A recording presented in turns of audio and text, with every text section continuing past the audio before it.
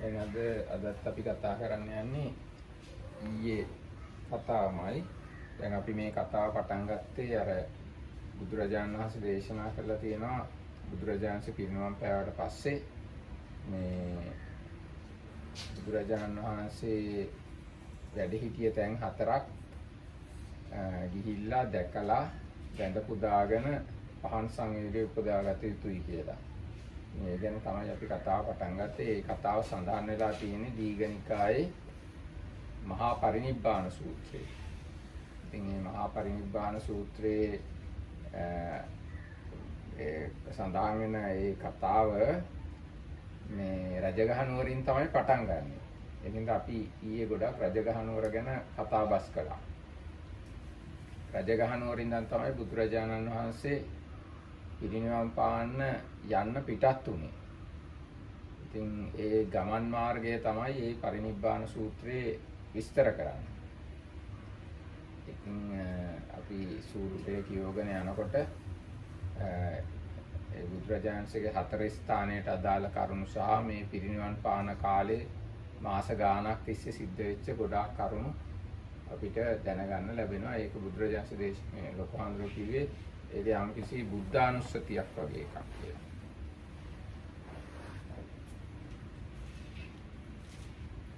So it seems he suggested where Lokhan to continue with what we were doing yesterday.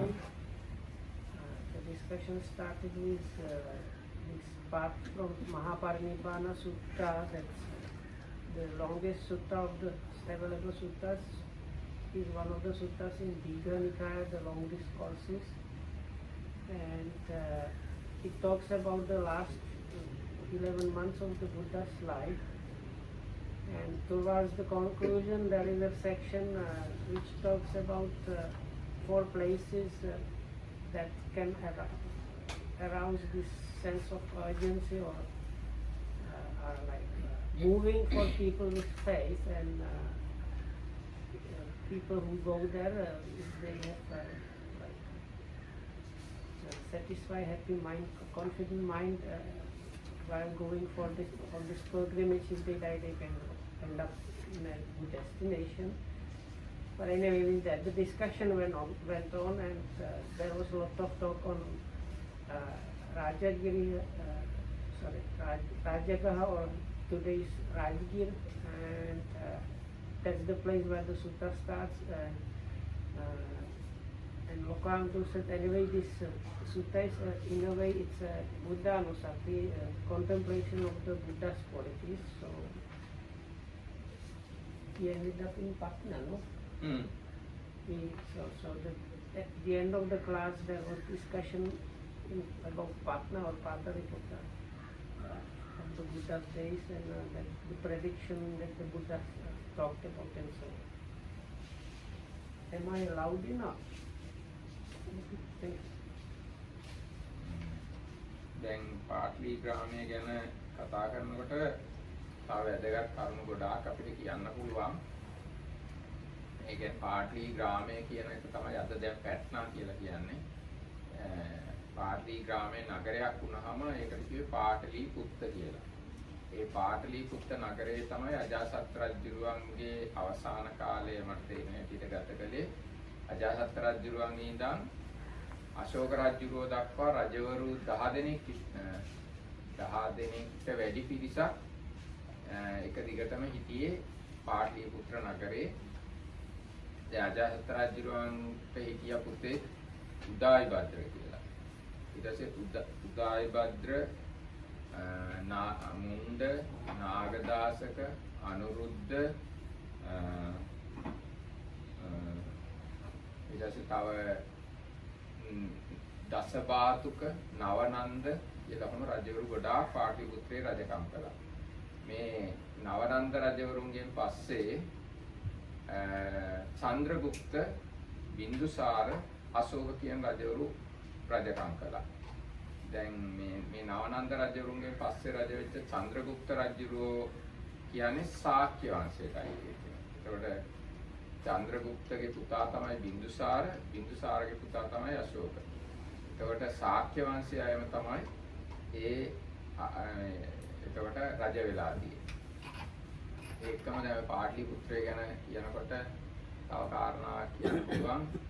මේ අර අපි අහලා තියෙනනේ මහා ඇලෙක්සැන්ඩර් කියලා රජ කෙනෙක්.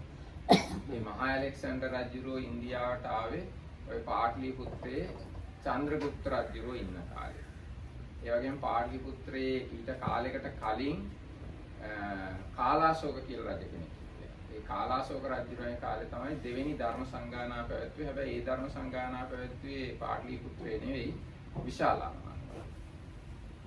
ඉතින් මොන විදිහේ මේ පාටලි ගාම කියන මේ බුදුරජාණන් පිරිනවම් පාන අවස්ථාවේ හදපු නගරය පාටලි ගම වශයෙන් පිළිච්ච එක පාටලිපුත්‍ර නගරය බවට පත් වුණා. පස්සේ කාලේ වෙනකොට ඒක මුළු ඉන්දියාවෙම හෝ එක්ක ලෝකෙම තිබිච්ච විශාලම නගරයක් බවට පත් වුණා. දැන් ඊට පස්සේ ඔන්න දැන් බුදුරජාණන් පාටලිපුත්‍රයෙන් ගඟ එහා පැත්තට ගිහිල්ලා ගංගාගඟෙන් එහා පැත්තට ගිහිල්ලා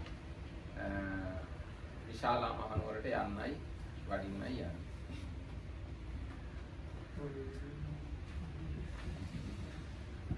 Okay, so there were these names of kings that were available there in Patna, which I don't remember all of them. But the end of the story was, or conclusion was, there is this one of the most famous kings of India of all times is called Ashoka.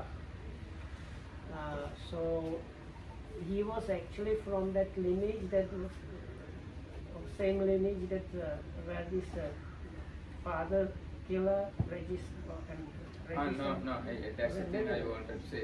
not That saying. father killer lineage Ended. ended. Okay. And after end of that lineage, Chandragupta became the king. And Bindusara his son and Ashoka his son. But he's the before one, before Chandragupta. Before Chandragupta, father killers. And Lineage. Oh, I Seven generations of kings killed their Yes, fathers. I wanted to say. So because they almost like started a tradition where the new king was the son of the previous king, and when they became kings, they killed off their parents, the father.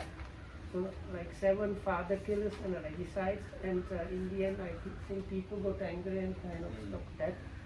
So after them, there was this king Chandragupta, which was quite powerful, but he was based in Patna only. He was based in Patna, but he was not Ajatasattu's lineage. He from Sakyan lineage. So and now Chandragupta later election. So when this lineage of king killers and father killers finished, there was this king Chandragupta. At the same time, we could see Alexander the Macedonian coming with his army from the west to India, and that was the last leg of the journey for Alexander actually. So that was grandfather, right? Grandfather was Ashoka. And that was the grandfather of the most famous emperor Ashoka. So this emperor Ashoka was also based in Patna. So anyway, after the Buddha came to Pataligama or Pataliputra, he gave this prediction how this fixed place will become great, and he explained about the devas coming to dwell in some places there and so on. Then he crossed the river and started off towards Vaisali. So this Vaisali was in kind of republic. It's called sometimes the Vajjian Republic. They have some kind of oligarchy and some kind of parliament, like democracy in a way there. And actually it was this Pataliputra, or later on Patna, was built as a kind of outpost that was trying to fight for power by the kings of Rajagaha to And they were fighting about power with these Vagyans in that day. දැන් මේ බුදුරජාණන් මේ ගංගා ගඟෙන් එතර වෙච්ච අවස්ථාව ගැන තියෙනවා. ඒ සමයේ ගංගා නදිය දෙගොඩ තලා ගලනුනේ. කවුඩන් විසින් සුවසේ පිය හැකිසේ පිරුණේ වේ. කාක්කන්ටත් කොට ඉඳන් වතුර බොන්නගේ පුළුවන් විදියට ගංගා ගඟ දෙගොඩ තලා ගලන වෙලාවට තමයි බුදුරජාණන්සේ ගංගා ගඟේ එගොඩ උනේ. හැබැයි එගොඩ උනේ 이르දි බලේ. ඉර්ධියෙන් තමයි මේ අනිත් භික්ෂුන් වහන්සේලාත් එක්ක එකපාරටම ගඟින් එහා පැත්තට ගියා. දැන් ඒ හරිය ගඟ ගොඩාක් පළලයි. දැන් ඉන්දියාවට ගියොත් බලන්න පුළුවන් කිලෝමීටර් 7ක් දිග පාලමක් තියෙනවා. ගාන්ධි සේතු කියලා. ගොඩාක් පළල තැනක්. ඒ පාටලි පුත්‍රය කියන තැන. ඉතින් එතන බුදුරජාණන්සේ 이르දි බලෙන් තමයි ගඟින් එහා පැත්තට ගිහින්. ඉතින් මේ එහෙම ගිහිල්ලා බුදුරජාණන්සේ උදානයක් පාල කරනවා. යම් කෙනෙක් ගැඹුරු පුලුල්ලු තෘෂ්ණා නදිය තරණය කරද්ද ඔහු ආර්ය මාර්ගය නැමැති හේය කොට නැත්නම් ඒ දණ්ඩ කොටගෙන දිය කඩਿੱති පාගන්න නැතුව නිවන කරා යති. එහෙත් මේ කුඩා නදියක් තරණය කරන්න මේ ජනතාව පහුරු හදනවා. ඒ තෘෂ්ණා මහා නදිය දිනු ප්‍රඥා ඇති ජනයෝ ඒ තෘෂ්ණා මහා නදිය තරණය කළ ප්‍රඥා ඇති ජනයෝ මේ සුළු නදිය මොහොතින් තරණය කළා කියලා අන්නේ බුදුරජාණන් සත්‍ය වාක්‍යයක් ප්‍රකාශ කරනවා. ඉර්ධි බලෙන් ගඟෙන් එහා පැත්තට ගිහින්. You did fine.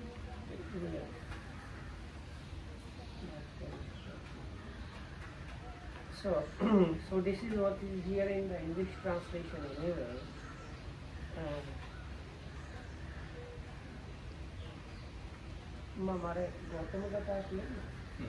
So this was actually the Marathi Tamil mentioned this part yesterday.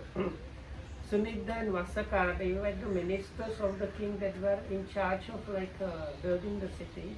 So Sunidha and Vasakara followed closely behind the Lord, saying, whichever gate the ascetic Gautama goes out by today, that shall be called the Gautama gate. And whichever ford he uses to cross the Ganges, that shall be called the Gautama ford. And so that gate by which the Lord went out was called the Gautama gate. And then the Lord came to the river Ganges. And just then the river was so full that a crow could drink out of it. And some people were looking for a boat, and some were looking for a raft, and some were binding together the raft of reeds to get to the other side. But the Lord, as swiftly as a strong man might stretch out his flexed arm or flex in again, an outstretched one, vanished from this side of the Ganges and reappeared with his order of monks on the other side. And then the Lord saw those people who were looking for boat, looking for a raft, and binding together a raft of reeds to get to the other side. And seeing their intentions, he uttered this verse on the spot. When they want to cross the sea, the lake or pond, people make a bridge or raft. The wise have crossed already.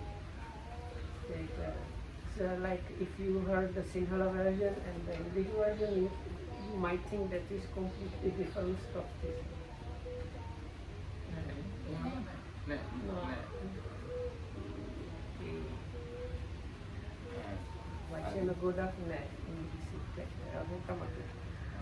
දැන් ඔන්න බුදුරජාණන් වහන්සේ ගඟෙන් එහා පැත්තට ගිය ගමන්ම නෙවෙයි විශාලා මහනුවර තියෙන්නේ. ගඟේ උඩින් ඉඳන් දැන් අද කාලේ කිලෝමීටර් 30ක් 40ක් විතර එහයින් තමයි විශාලා මහනුවර කියන එක තියෙන්නේ. ඉතින් ඒකින්ද ගඟෙන් එගල වෙච්ච ගාම තියෙන්නේ කෝටි ගාම කියන ගම. කෝටි ගාමේ කියන එකට බුදුරජාණන්සේ වැඩියා. ඊට පස්සේ ඒ ගමේ බුදුරජාණන්සේ වැඩ ඉන්නකොට ඒකට කෝටි ගාම කියන තැනින් නාදිකා කියන ගමට වෙන්නේ. ඒ කියනවා ගඩොල් වලින් හදපු ආරාම ආවාසය. මේකේ බුදුරජාණන්සේ වැඩ ඉන්නකොට ආනන්ද ස්වාමීන් වහන්සේ අහනවා භාග්‍යතුන් වහන්සේ මේ සාල්ල කියලා මේ නාදිකා ගමේම උපාසකෙක් මිය ගියා. ඊට පස්සේ සුදත්ත කියලා එක්කෙනෙක් මිය ගියා. සුජාතා, කකුද, කාලිංග, නිකට, කටිස්ස, සන්තුට්ට, භද්‍ර, සුභද්‍ර ඔහම මේ ගොඩාක් අය මෙහි මිය ගියා. ඒගොල්ලෝ දැන් කොහෙද ඉපදිලායි? ඊට පස්සේ තව සාල් බුදුරජාණන් උත්තර දෙනවා. සාල්ල කියන එක්කෙනා රහත් වුණා, නන්දා කියන එක්කෙනා අනාගාමී වුණා, සුදත්ත කියන දෙන්නා සෝවාන්, සුදත්ත කියන එක්කෙනා සෝවාන් වුණා ඔහොම කියලා. ඉතින් ආනන්ද ස්වාමීන් තව නම් කියනවා මේගොල්ලෝ මිය ගියා කොහෙද ඉපදුනේ කියලා. ඉතින් බුදුරජාණන් දේශනා කළා ඔහොම එක එක්කෙනා ගැන කියන්න ගියොත් එහෙම ඒක මහා කර වෙහෙසක්. ඒකින්ද මේ මම ඔය ගැන යම්කිසි මේ න්‍යායක් ඉදිරිපත් කරන්න. මෙන්න මේ සුදුසුකම් තියනවා නම් එයා සෝවාන් වුණා කියලා එහෙම හිතා ගන්න කියලා කියනවා. කොහොමද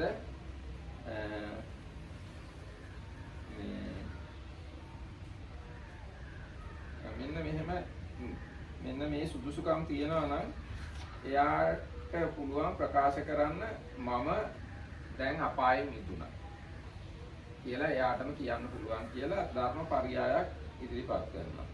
මොකක්ද මේ ධර්මපරියාය? So whenever Dhammaratita also mentioned, actually if you go there to Patna these days, the Ganges is actually quite, it's like the river, it feels like a sea more, like you cannot see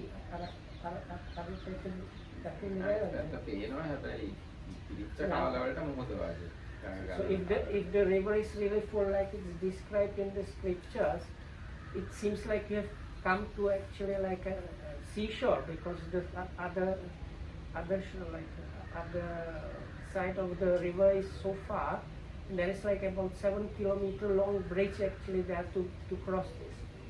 So anyway, so the Buddha crossed in the way described, and then there were these villages along the way, like Portigama and Nadika. So in this Nadika there was a place for ascetics and monks made out of bricks. So it was called like brick monastery or something like that. And when they were there, Venerable Anand, this is just like summarized version. So what basically happened, there were many people that passed away in that place. And Venerable Ananda was asking by name, such and such person passed away, what happened with him? And such and such person passed away. So the Buddha patiently was giving him like, well, that one became an Arada, that one became Anagami, that one became so Srimatra and so on. So in the end the Buddha said, this is like kind of endless and just that it's kind of tiring. I will give you a method, so if somebody passes away, that you can kind of use this method to consider that thing. මොකද්ද ආනන්දේනි මේ ආර්ය ශ්‍රාවකයා ඒ භාග්‍යවතුන් වහන්සේ මේ කරුණ වලින් අරහත්ත්‍ය සම්මා සම්බුද්ධේ විද්‍යාචාර සම්පන්නේ සුගතේ ලෝකවිදූය අනුත්තර පුරුෂ ධම්ම සාරතිය දෙවිනිසුන්ගේ ශාස්ත්‍රීය බුද්ධය භගවත්යයි බුදුරජාණන් වහන්සේ ගැන ගුණ දැන පැහැදීමෙන් යුක්තව. එයාගෙන් බුදුරජාණන් වහන්සේ විසින් දේශනා කරන ලද ධර්මය ස්වාක්ඛාතය සාන්දි දෘෂ්ටිකේ අකාලිකේ ඒකස්සිකේ ආදී වශයෙන් ධර්මයේ ගුණ දැන පැහැදීමෙන් යුක්ත වේ. ඒ වගේම බුදුරජාණන් වහන්සේගේ ශ්‍රාවක සංඝ රත්නය සුපටිපන්නයි ඉජුපටිපන්නයි ආදී වශයෙන් ගුණ දැනගෙන පැහැදීමෙන් යුක්ත වේ. ඒ වගේම කඩ නොවූ සිතුරු නොවූ කැලැල් රහිත වූ තෘෂ්ණාවෙන් නිදහස් වූ ඥානවන්තයන් විසින් ප්‍රශංසා කරන විදිහේ තෘෂ්ණා දෘෂ්ටි දෙකෙන් පරාමර්ශනය නොකළ සමාධිය පිණිස හේතු වෙන සීලයෙන් යුක්ත වේ. මෙන්න මේ කරුණු හතරෙන් යම් කෙනෙක් යුක්ත නම් එයාට කියන්න පුළුවන්ලු මම ශේකල නිරය ඇත්තේ. ශේකල තිරස්චීන යෝනිය ඇත්තේ.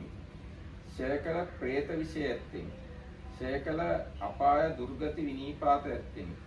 අපායට නොයැටෙන ස්වභාවය ඇති වූ සම්බෝධිය නියත වශයෙන් නියත කොට ඇත්තා වූ සෝවාන් පුද්ගලයෙක් වී තමාම තමා පවසනු හැක්කේ නම් මේ ඒ ධර්මාදාස පර්යාය වේ. අන්න එහෙම තමන්ටම තමන් ගැන ප්‍රකාශයක් කරන්න පුළුවන් මේ සුදුසුකම් හතර තියෙනවා නම් බුදුරජාණන් වහන්සේ ගැන ගුණ දැන අචල ප්‍රසාදයටපත් වෙලා ධර්මයේ සංඥා පිළිබඳ එහෙම ප්‍රසාදයටපත් වෙලා ඒ වගේම පිරිසිදු සීලයෙන් යුක්තයි. එහෙමනම් එයාට පුළුවන් තමන් ගැනම ප්‍රකාශයක් කරන්න මම දැන් අපායට යන්නේ නැහැ. මම නියත වශයෙන්ම රාහත් වෙලා පිරිනවම් පානවා කියලා කියන්න පුළුවන් කියලා බුදුරජාණන් වහන්සේ පරියායක් හඳුන්වලා දෙනවා. රහත් වෙලාදී සෝවාන්. නියතෝ සම්බෝධි පරාය. ඒක සාමාන්‍ය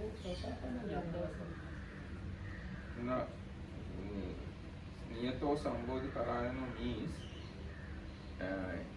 he is going to attain Sambodhi one day. Yes. Not that these are. No.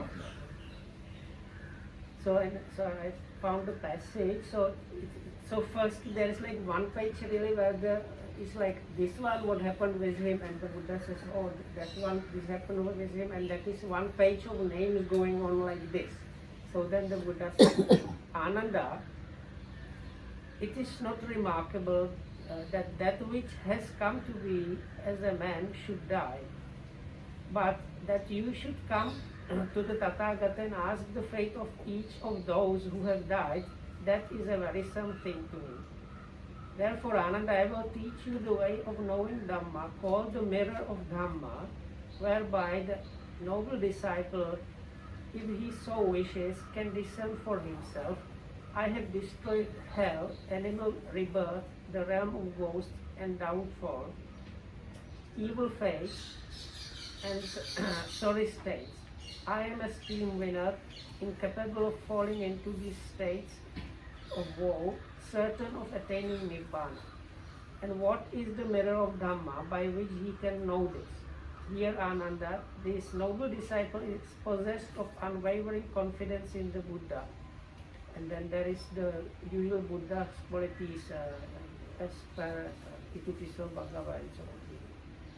And he is possessed of unwavering faith in the Dhamma, then the Dhamma qualities, Dhamma gunas. And he is possessed of unwavering confidence in Sangha, then the Sangha qualities. It's what we have, like for example, in the chanting book. So this is Itipiso Bhagava and Swakato Bhagavata Dhammo and Supatipano Bhagavato Savaka Sangha. Those are given. As well as this one. Okay. And he is possessed of morality dear to the noble ones, unbroken, without defect, unspotted, without inconsistency, liberating, uncorrupted, and conducive to liberation. Conducive to concentration. This Ananda is the mirror of Dhamma, whereby a noble disciple can discern for himself those things.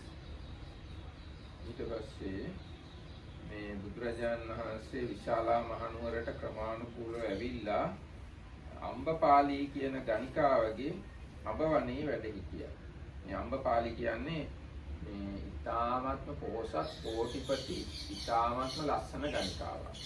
එයා මේ ගොඩාක් ලස්සන හින්දා එයා ඉපදුනේ අඹ ගහක් මුල මට මතක හිටියේ. එයා ඕපපාතිකව ඉපදිච්ච කෙනෙක්. ඉතින් එයා ලස්සන වැඩි හින්දා කට්ටිය රජවරු කතා වුණා මෙයාව එක්කෙනෙක්ට විවාහ කරලා දුන්නොත් එයාව අයිති යාට විතරයි. ඒකින්ද අපි මෙයාව රාජ්‍ය සම්මතයෙන් ගණිකාවක් වශයෙන් සම්මත කරලා තියමු. එතකොට ඕන රජ කෙනෙක්ට එයාව ආශ්‍රය කරන්න පුළුවන්කම තියෙනවා සල්ලි ගෙවලා. ඉතින් අන්න ඒ විදිහට මේ ඒ අම්බපාලි ගණිකාවට අඹවණයක් තිබුණා. අන්නේ අඹවණේට බුදුරජාණන් වහන්සේ දැන් වාසය කරන්න වැඩම කළා. ඉතින් මේ අම්බපාලි ගණිකාවක් කිව්වට එහෙම නෑ. එතුමිය පස්සේ මහාන වෙලා රහතුන් වහන්සේ රහත් වුණා. ඉතින්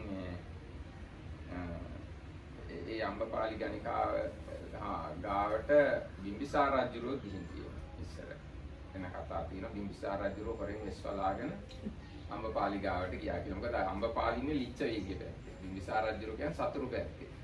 ඒ වුණාට ඒ ලිච්ඡවීන් පැත්තට ගිය ඇමතිවරු ඇවිල්ලා රජුරවන්ට කිව්වා රජතුමනි අර පැත්තේ හොඳ ගණිකාවක් ඉන්නවා.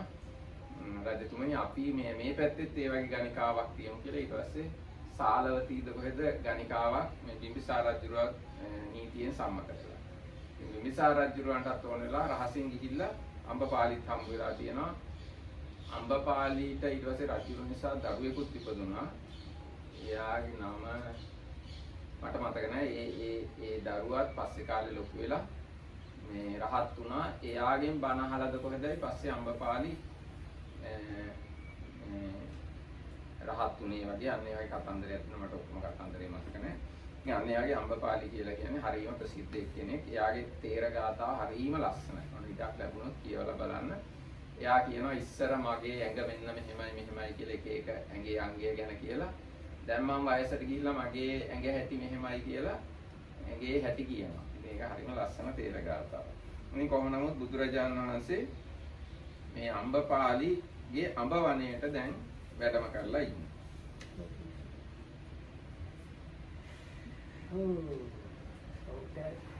So the Buddha, little by little through these small villages, reached the town of the Vajjans called Vaisali, which was this kind of a republic or oligarchy. They had this, like ruler noble families were called Lichavis, and they had a parliament where they were used to decide things. And it was a very strong republic because of the ruling system, and it was about this town and a kind of republic that the Buddha was talking when he was in a Rajagaha and telling if people follow those 7 things, they will lead to prosperity and longevity. So anyway, so when he got there, before there was this courtesan called Ambapali. So she was born actually spontaneously. Something I think if somebody split a mango and she came out. Under a mango tree, I think. So anyways, so she arose spontaneously, not from parents, and she was extremely beautiful. So she was so lucky that because she was so beautiful, the Vajjan said she's so beautiful, it's not good if one takes her for wife, so we will make her a royal courtesan so anybody that has money can get her. So even the king Bimbisara of Rajgir, Bimbisara, that was the father who got eventually killed by his own son. So the king from Rajgiriya kind of went into hiding and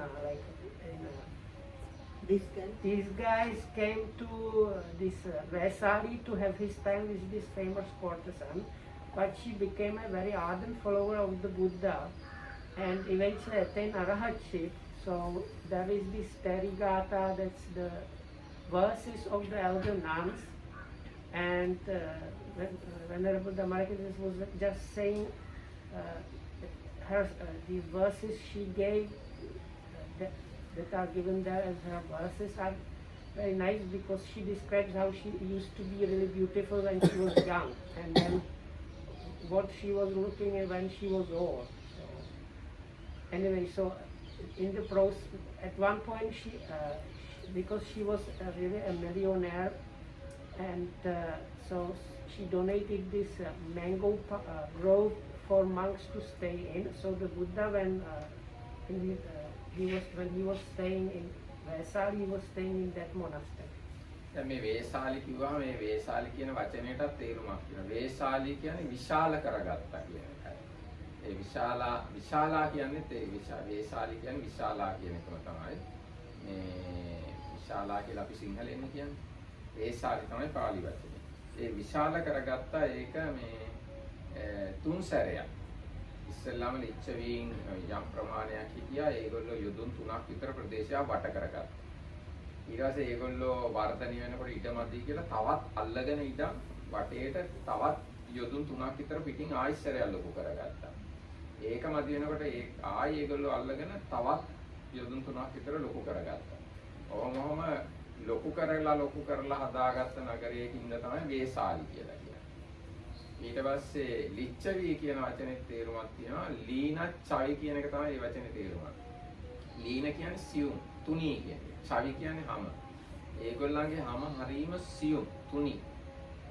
හැම විනිවිද පේනවා වගේ. ඒකින්ද තමයි ලිච්ඡවි කියලා කියන්නේ. ඊට පස්සේ වජ්ජි කියලාත් ඒගොල්ලන්ට කියනවා. ඒ වජ්ජි කියලා කියන්නේ ඒගොල්ලන්ව අනිත් අය විසින් වර්ජනය කළා. ඒ මොකද දැන් ඒක දීර්ඝ කතාවක් තියෙනවා. මේ ඒ කතාව චූට්ටක් කියනවා නම් බරණැස් රජුරුවන්ගේ අගබිසවට දරුවෙක් ලැබෙන්නේ. ඒක ඔක්කොම රටේ මිනිස්සු හරිම සන්තෝෂෙන් හිටියා අපිට රජ පුතෙක් හම්බ වෙයි කියලා.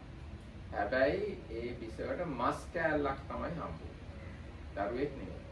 මේ බිසව ඒ ගැන හරිම ලැජ්ජා වුණා. ලැජ්ජාවටපත් වෙලා මේ මස් කෑල්ල පෙට්ටියක දාලා ලස්සනට සරසලා ඔරුවක් වගේ එකක දාලා ගඟට දැම්මා. ගඟට දැම්මාම ඒක පල්ලෙහාට ගහගෙන එනකොට තාපසේ මූණ හොදන්න හරි කොහම හරි උදේ ගියාම ගඟ ගාවට ඒක දැක්කා. ඒක දැකලා අරන් බැලුවාම ඒකේ නමක් ගහලා තිබුණා බරණැස් රජුරුවන්ගේ පුතා හරි බරණැස් රජුරුවන්ගේ දෙයක් කියලා. ඉතින් එයා මේක අරගෙන ගොඩින් තිබ්බා. ගොඩින් තිබ්බහම එක දවසකින් මේ මස් කෑල්ල දෙකට බෙදුණා. දෙකට බෙදිලා ගෑනු ළමයෙකුයි පිරිමි ළමයෙකුයි බවට පත් වුණා. ඒක දැක්කම අර තාපසයාට ඒ ළමයින් ගැන ආදරය ඇතිලා ඇඟිල්ලෙන් කිරි එරුණා. ඊට පස්සේ ඒ කිරි දීලා අර ළමයි දෙන්නා ටිකක් ලොකු කළා.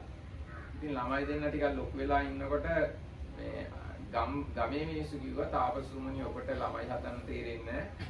අපි ගිහින් ළමයි දෙන්නා ලොකු කරගන්නවා කියලා. ඊට පස්සේ ඒගොල්ලෝ ගමේ මිනිස්සු ගිහිල්ලා ළමයි දෙන්නව ලොකු කරගත්තාම ඒ ළමයි දෙන්න හරිම ශක්තිමත් අනිත් ගමේ ළමයින්ට වඩා. ඒ දෙන්න මේ අනිත් ළමයින්ට ගහනවා. ඊට පස්සේ ඒකෙන්ද ඒ ළමයි දෙන්නව ගමෙන් එලෝලා දැම්මා. ගමේ අය ඒගොල්ලන්ව වර්ජනය කළා. ඒකින්ද තමයි වජ්ජී කියන වචනේ හැදෙන්නේ. වර්ජනය කළා කියන අර්ථයෙන් තමයි වජ්ජී කියලා කියන්නේ. ඊට පස්සේ ඒ දෙන්න නිසාම ළමයි ඉපදුණා.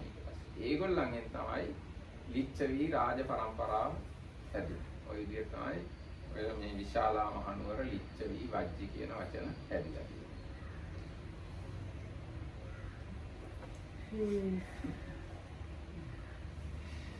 Okay, so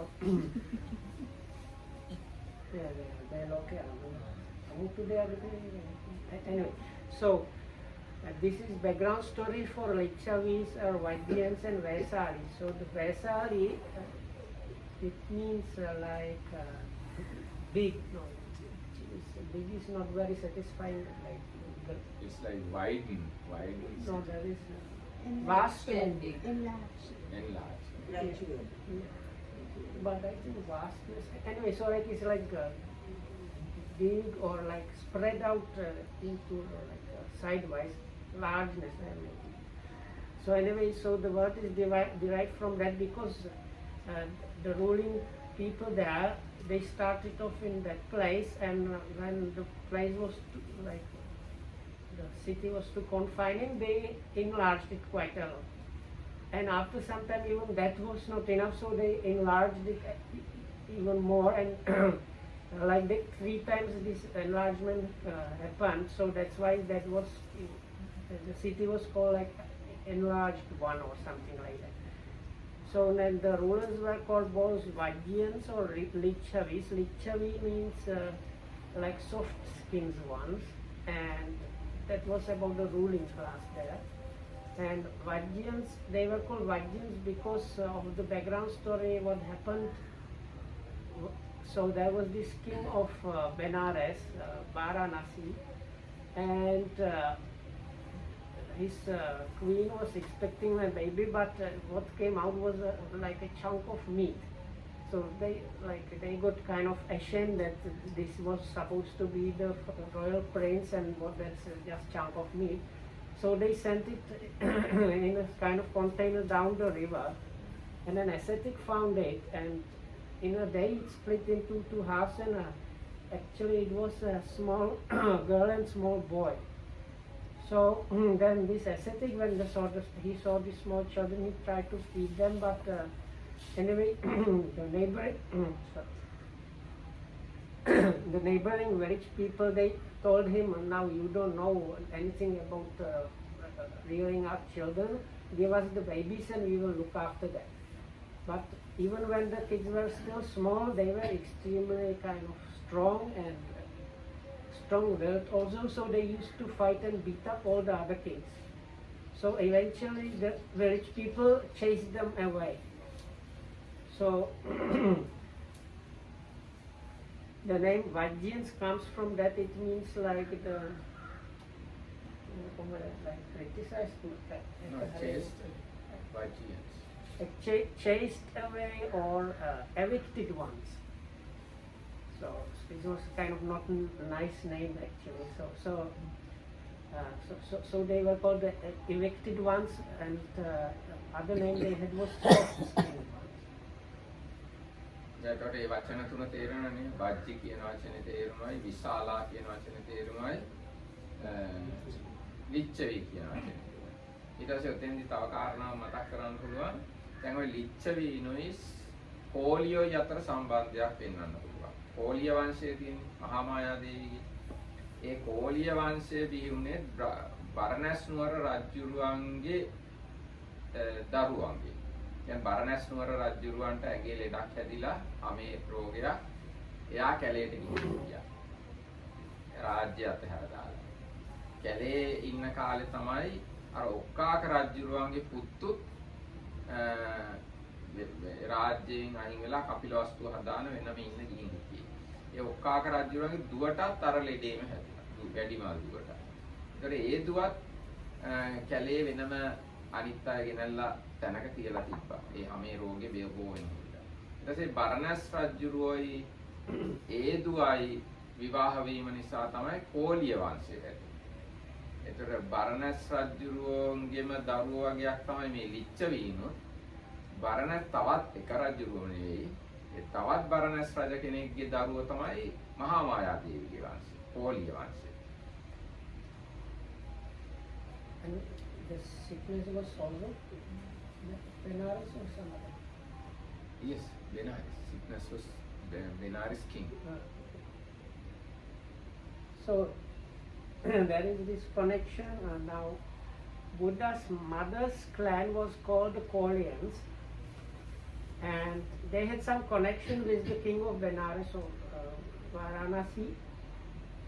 So some other king, not the same king that had this chunk of meat instead of a son. So other one had some kind of skin disease, and he Rajudiyan. Oh, Raju. So because he did not want to stay like that in the palace, he became an ascetic somewhere in the jungle, and he had a daughter. No. No. He met the daughter of Okkaka. That means Sak, kind of Sak. Okkaka king's daughter. Okkaka king's sons created the Sakya clan. Yeah. Daughter created the Kolya clan with the help of king of this Benares. So there was one other king called Kaka, and because of something, his sons left, or kind of they moved in one area, and they became the Sakyans. And he had a daughter which was same skin disease. Yes. She had same situation about skin disease, and she also left the palace and was living in the forest. And she met this king from Benares, and they kind of got together and they started the Kolians. දැන් සන්තෝෂදායක සිද්ධිය අදටත් බරණැස් රජ පරපුර තියෙනවා. බරණැස් රජ මාලිගාවත් දැන් බරණැස් නුවරට ගියොත් එහෙම යන්න පුළුවන් බරණැස් රජ මාලිගාවට. ඒගොල්ලෝ රජවරුත් හම්බ වෙනවා. ඒගොල්ලෝ හැබැයි මේ රජකම් කරන්නේ නැහැ. නමුත් ඒ රජ පරම්පරාවට අයිතියි. So it seems there is still the family that they say they are like the lineage of those kings of Benares. They are not, of course they are not kings or anything like that, but they have the like, they say they are of the royal lineage that is mentioned in the scriptures or in the commentaries. දැන් ඔන්න බුදුරජාණන් වහන්සේ දැන් විශාලා මහනුවරට ඇවිල්ලා අම්බපාලිගේ අඹවනේ වැඩ ඉන්නවා කියලා අම්බපාලිට අහන්න ලැබුණා. එතකොට අම්බපාලි බොහොම වටින වාහන වලින් බුදුරජාණන් වහන්සේ බැහැ දකින්න ගියා. ගිහිල්ලා මේ බුදුරජාණන් වහන්සේට හෙට දානේ වළඳන්න එයාගේ මාලිගාවට එන්න කියලා කිව්වා. දැන් මේ ගණිකාවක් කිව්වට පොඩි එක්කෙනෙක් නෙවෙයි. එයා ගොඩාක් පොසත් එක්කෙනෙක්. So now we go back to this. We started with the Vaisali and the Richavis. So when the Buddha was there in his last, was his last few months, he was staying in this mango grove monastery donated by this Ambapali courtesan, but I don't know if the word courtesan fits because she was kind of like these days you have escort, but this was like escort for the kings. So like when some like royal prince or somebody needed a female companion for even functions and stuff like that, maybe our Japanese geisha or like. So they were not like street geishas are many geishas, but like this high level, like they had to like learn like a lot of other skills to entertain the patrons. Yeah. So as a result, because she was so skillful and beautiful, she was getting only the richest and most noble ones. So she had her own palace actually. So she left her palace, and when she heard about the Buddha staying in her monastery, and not yet monastery, just her mango grove. But later on she offered the mango grove to somebody. So this she went there to see the Buddha, riding on some extremely top-notch vehicles like chariots. She went there because she wanted to invite the Buddha for almsgiving, like for meal on the next day. ඉතින් මේ බුදුරජාණන්සේ අම්බපාලිගේ ආරාධනාව පිළිගත්තා. ඊට ටික වෙලාවකට පස්සේ ලිච්ඡවීන්ටත් ඕනුණා බුදුරජාණන් වහන්සේ පැහැ දැකලා බුදුරජාණන් වහන්සේට දානට ආරාධනා කරා. ඉතින් එහෙම ඕන වෙලා දැන් ලිච්ඡවීනුත් ආවා බුදුරජාණන් වහන්සේ බලන්න. ඒනකොට අම්බපාලි ආපහු යමින් ඉන්නවා. ඒතර අම්බපාලි එයාගේ රතෙන් අනිත් අයගේ රත ලිච්ඡවී රජවරුන්ගේ රත අහකට තල්ලු කරගෙන ගියා. ඊට පස්සේ රජවරු අහනවා මොකද අම්බපාලි ආද මෙච්චර මේ ආඩම්බරෙන් යන්නේ කියලා. ඒකක් කිව්වා. ඒතර මේ අම්බපාලි කිව්වා හෙට මේ බුදුරජාණන් වහන්සේට මම දානෙට ආරාධනා කළා. ඒකයි මම මෙච්චර එහෙම උදාරන් විදියට යන්නේ කියලා. ඒක මම මේ බොහොම කෙටියෙන් කියන්නේ. ඉතින් ඔය විදියට දැන් ලිච්ඡවී රජවරුත් බුදුරජාණන් වහන්සේ හම්බ වෙන්න ආවා. ඒනකොට බුදුරජාණන්සේ ලස්සන කතාවක් හිතෙන්දි කියනවා ඒ ලිච්ඡවී රජවරුන්ගේ ලස්සන ඒගොල්ලන්ගේ හැටි කොහොමද කියලා. බුදුරජාණන්සේ දේශනා කරන හාමුදුරුවන්ට මානිනී ඕගොල්ලෝ තවතිසාවේ දෙවිවරු දැකලා නැත්නම් මේ ලිච්ඡවීන් දිහා බලන්න. ලිච්ඡවීන් එච්චර ලස්සනයි. කොහොමද ඒගොල්ලන්ගේ ලස්සන? ඒගොල්ලෝ අපි කොහොම සුදු අය කියලා. සුදු නම් ඒගොල්ලෝ සුදු ඇඳුම්, සුදු සපත්තු, සුදු ආභරණ, සුදු මුතු, සුදු කුඩ, සුදු ආහන ඒවැ. සමහර ලිච්ඡවීන් රත්තරන් පාටයි, ඒගොල්ලන්ගේ ඇඳුමුත් රත්තරන් පාටයි, සපත්තුත් රත්තරන් පාටයි, වාහනත් රත්තරන් පාටයි, ආභරණත් රත්තරන් පාටයි එහෙම.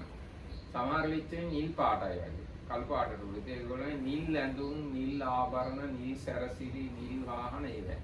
අන්න ඒ වගේ දැන් මෙතන තියෙන ඔක්කොම මේ ලස්සන විස්තරේ මම කෙටියෙන් කියන්නේ. ඉතින් අන්න ඒ වගේ හරීම ලස්සනට ඒගොල්ලෝ ඇවිල්ලා තියෙන දැන් අද කාලේ තියෙන මොඩලින් කියන එක හොඳටම ඒගොල්ලෝ ගාව තිබිලා තියෙනවා ඒ තියෙන විස්තරේ බලුවා. ඉතින් අන්න ඒ විදිහට ලිච්ඡවීන් ඔන්න බුදුරජාණන් වහන්සේ හම්බ වෙන්න ආවා. ආවිල්ලා ඒගොල්ලෝ බුදුරජාණන්සේට දානෙට ආරාධනා කළා. ඒතකොට බුදුරජාණන් වහන්සේ කිව්වා දානෙ පිළිගන්න ඉදියක් නැහැ කියලා ආරාධනාව. ඒ මොකද ඇහුවාම අම්බපාලි ආරාධනා කළා. ආරාධනා කළා කිව්වා ඒ දානෙ පිළිගත්තා. ඉතින් දැන් ඒතකොට හිතාගන්න අම්බපාලි කොච්චර බලවත් කෙනෙක්ද කියලා රජවරුන්ටත් වඩා ඉහළ බලයක් යාට තිබිච්ච බවක් පේනවා.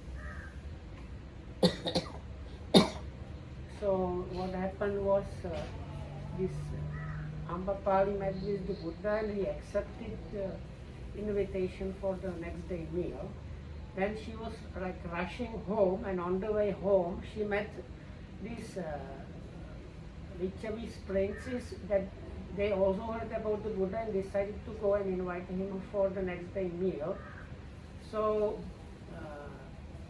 the way I understood it is like she was rushing along the road, and even though she you would expect her to give way because they were the ruling class, she kind of pushed through as if, when they asked her what is this, she said, now I have seen the Buddha and I'm rushing home. So, okay, that's the situation, and she went away. So then these Licchavis came to in front of the Buddha. This is like shortcut version is the Buddha told the monks, now some of you have heard about these gods of the Tavatimsa. This is one of the lower heavenly realms, but you have not seen that. So if you want to have some idea, you can look at the Licchavis and have the idea. So there were some Licchavis called white Licchavis, so their skin and complexion was white, or like bright, and they used to have like white clothes, white sandals, white vehicles, everything was like white color matched. And there was another group called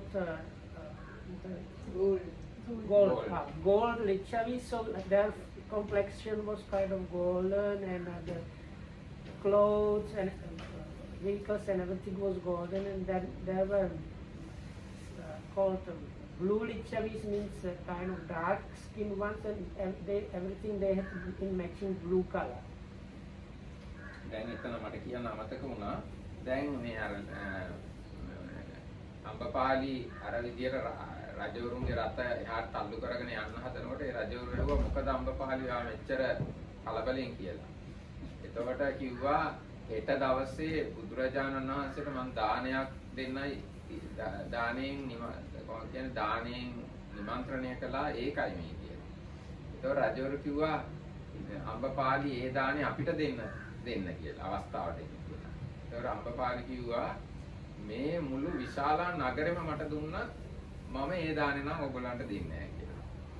ඊට පස්සේ රජවරු කිව්වා අපි ගැහණීට පරාද වුණානේ කියලා අප්පුඩි ගැහුවා කියලා શબ્දයක් නැගුවා කියලා තියෙනවා. So when this is like was left out, so this is still about the meeting of this Ambapali and those Licchavis on the way.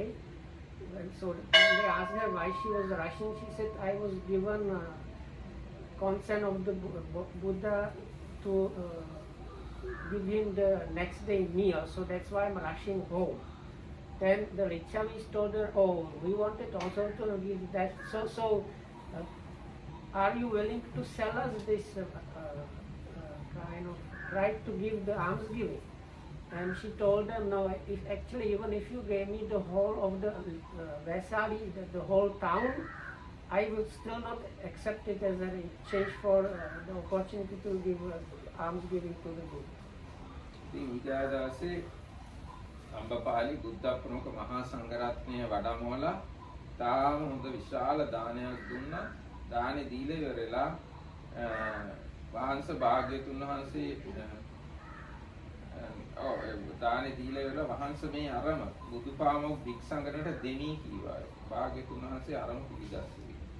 ඒ අඹ උයන අම්බපාලි බුද්ධ ප්‍රමුඛ මහා සංඝරත්නයට පූජා කළා.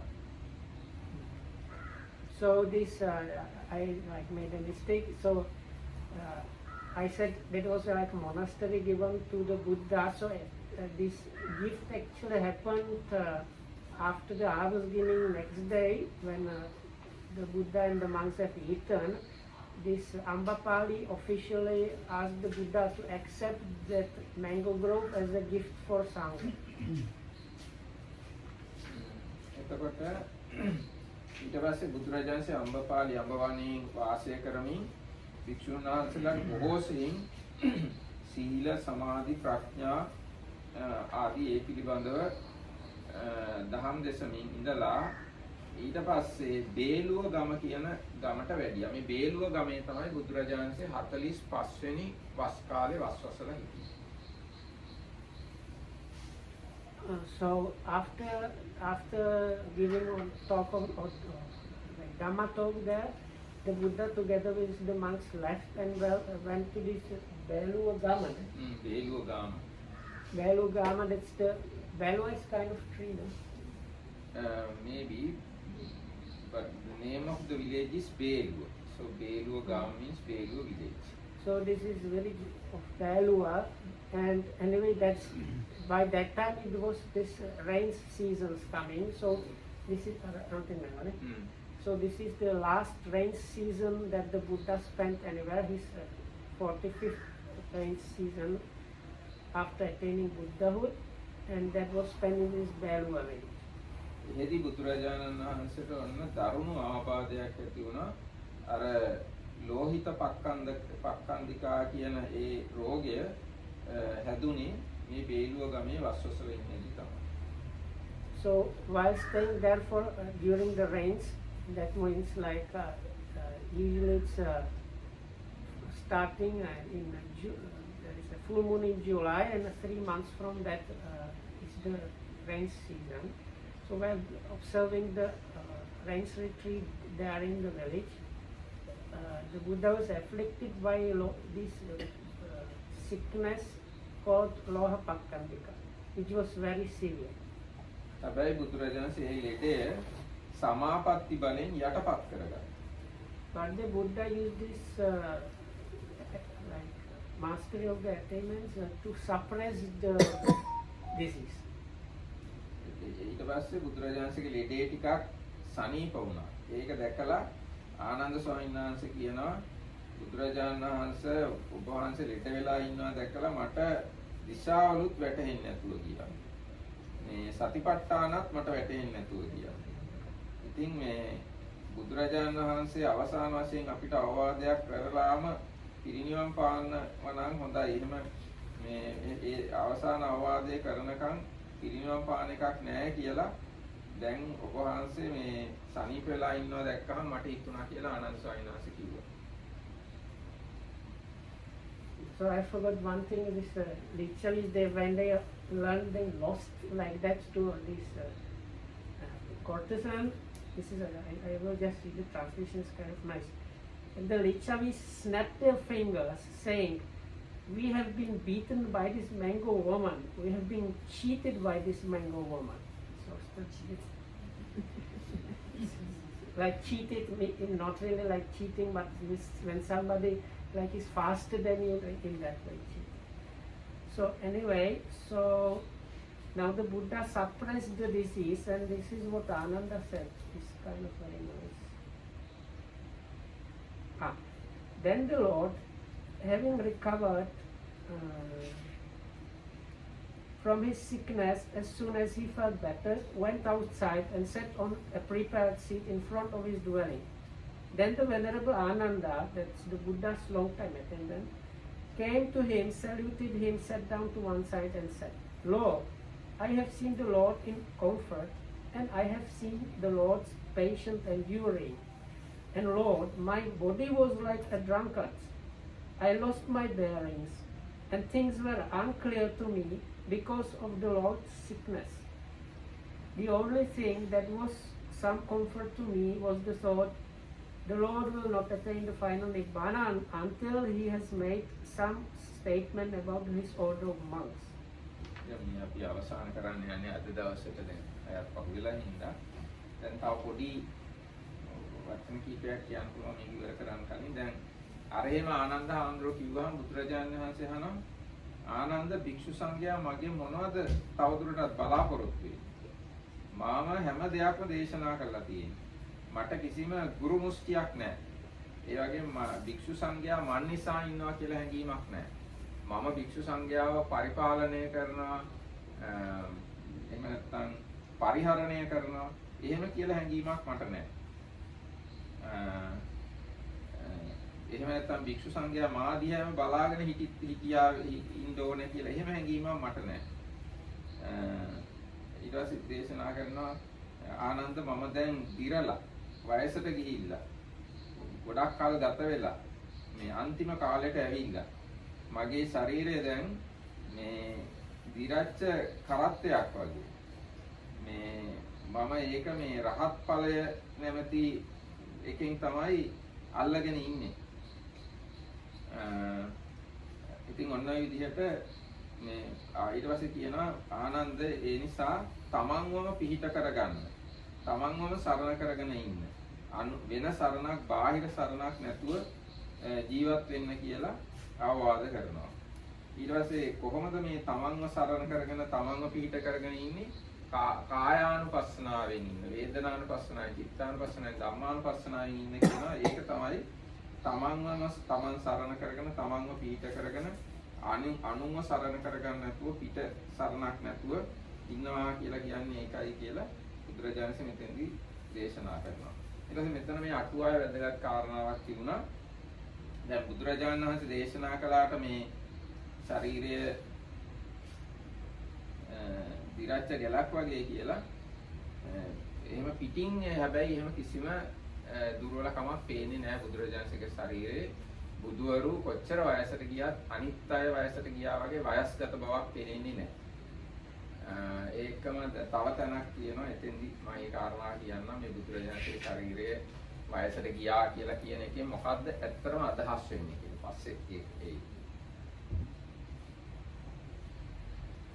So this is kind of famous, I think this is the Buddhist famous part coming up, and that will be the conclusion for today.